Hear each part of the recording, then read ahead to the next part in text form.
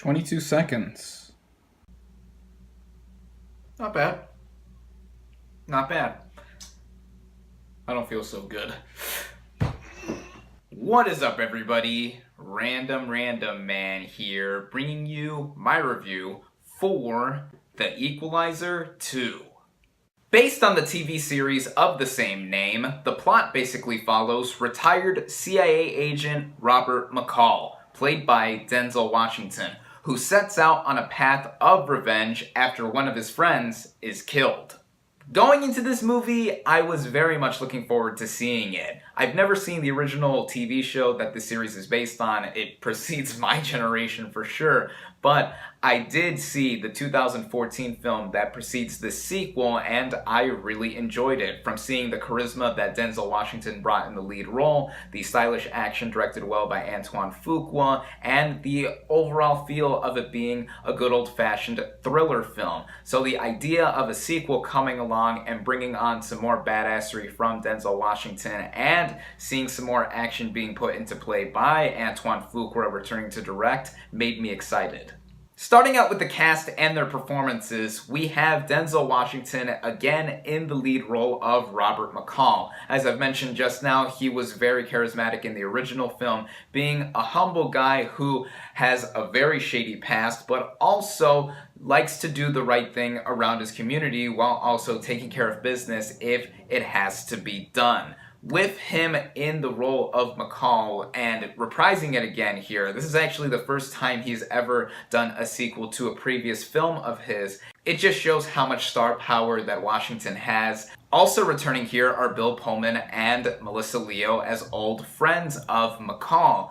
And they had minimal screen time in the first film, and the way they are incorporated into the sequel is sort of similar to that, though their screen presence is always welcome for what they have to offer. One new addition to the cast here is Pedro Pascal as a CIA agent and former teammate of McCall's. I thought he did a nice job here, having a bit of backstory to him just like with McCall's character and holding his own in the action scenes. However, the standout of the cast to me here, besides Washington, is Ashton Sanders as a young neighbor of McCall's. You may recognize him having previously played the teenage version of Chiron in last year's Best Picture Oscar winner, Moonlight, for which I thought he was terrific in, and I also thought he was terrific in The Equalizer 2, holding his own in the scenes against Washington to where they have some kinetic chemistry in the way they play off of each other, but also in Sanders' character having some intrigue to him. Him coming from a troubled background, getting involved with some gang affiliations, and McCall trying to help him out, just like how he is as a character in getting people out of hairy situations. So, with the cast overall here, I thought they gave some very good performances.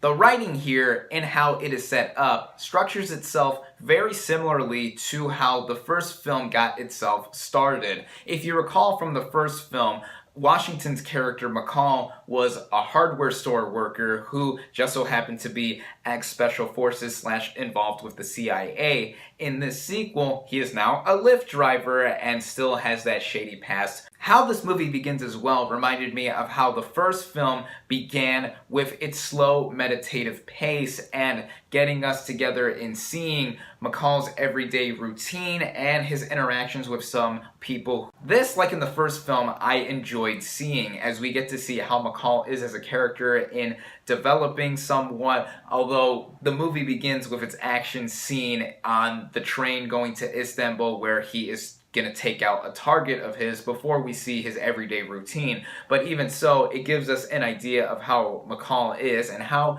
he hasn't changed much since the first film. But that also means that once we get into the action, it plays itself up. Like the first film too, when the action hits, it hits hard. It's brutal, bloody, and Washington is no shortage of badass in how he is able to be in control of every fight scene that he is in.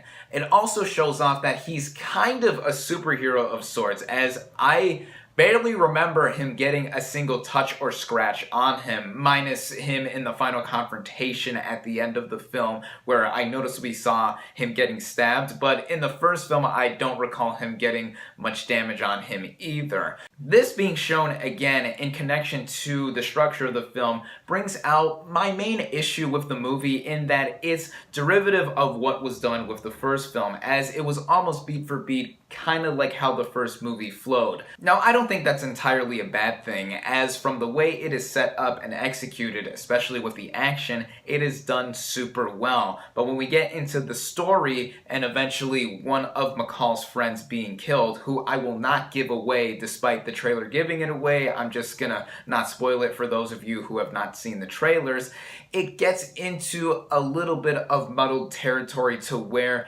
it is intriguing to me to see how McCall is trying to figure out who did this to his friend and is trying to stop those from causing more damage. But with that being done, it also showed off how this movie sorely lacked a compelling villain like the one that the first film had. The villain in the first film, played by Martin Sokus, who was involved with the Russian mob, really was intimidating, quite menacing, and I felt that he, when he went toe-to-toe with McCall, had such a presence to him. In this movie, we really don't get a sense of a main villain controlling everything. We get some cronies here and there who are doing the overarching motivations being displayed here, but then when it's revealed who is responsible for McCall's friend's death, it wasn't that it didn't come as a surprise to me or that I saw it coming. I just felt that this character lacked a lot of depth to really make me feel like I should hate this person despite being introduced to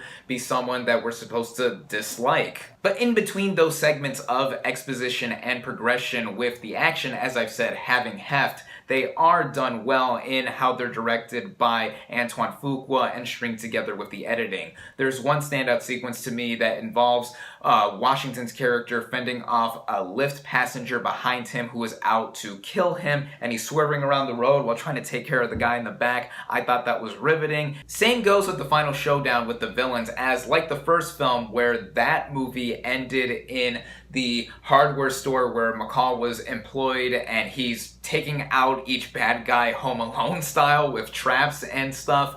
He does something similar here where he's back at his old home and there's a hurricane looming in the background that was foreshadowed throughout the narrative, and he's taking out these guys Home Alone style again.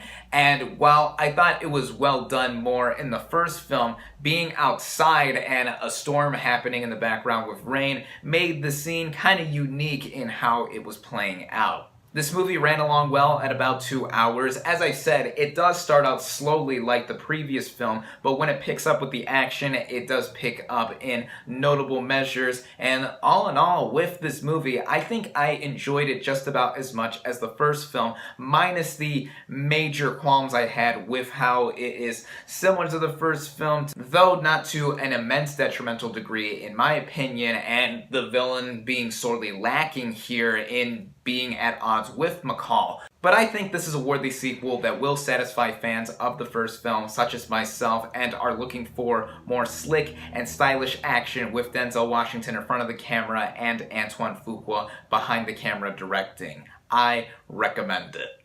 My final verdict for The Equalizer 2 is 3.5 out of 5 stars.